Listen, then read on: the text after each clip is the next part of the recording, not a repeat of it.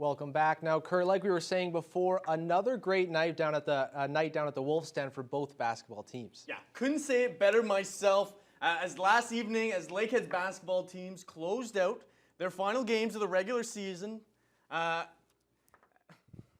yet another impressive performance, the Thunderwolves, they've inched closer to a home playoff date.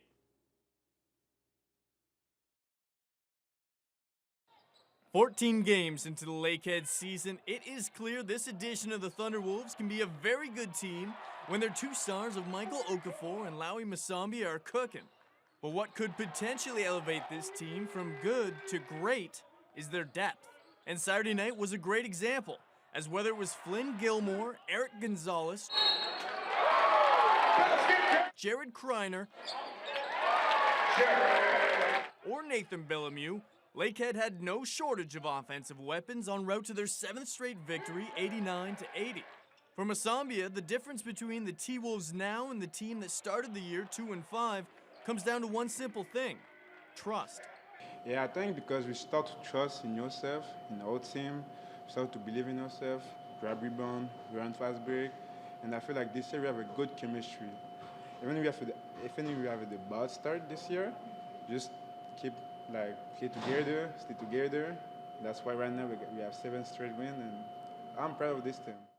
Aside from the 38 poured in by the T-Wolves' dynamic duo, the biggest spark from the bench came from Bellemieux, who erupted for 17 points in just 20 minutes on the floor. The type of performance head coach Ryan Thompson knows the Hamilton native is capable of, and perhaps one day on a consistent basis. Yeah, I think with Nathan, it's just being consistently comfortable with what we're doing. Game seemed a little bit fast for him last night. Nate's a guy that really plays well off his instincts. When he gets to his spots and he doesn't overthink what he's doing, he really excels for us. I think we saw that tonight with a couple of his jumpers that he made. Game 2 was almost an identical copy of Friday night, as the T-Wolves found themselves down early, but would surge past the Lancers in the second half. Despite the best efforts of Windsor native Thomas Kennedy, who, to put it lightly, was an absolute force. I still think sometimes it catches people off guard just how big and strong and athletic he really is. He's a Division I player if I've ever seen one, playing in Canada. He's a handful. We certainly didn't keep him in check tonight with 26 and 23, but he's one of the best players in the conference. I can't say enough positive things about him. The T-Wolves will now travel to London to close out the regular season with a pair of games against the Western Mustang, looking to lock up a home playoff date for March 16th, when the playoffs begin.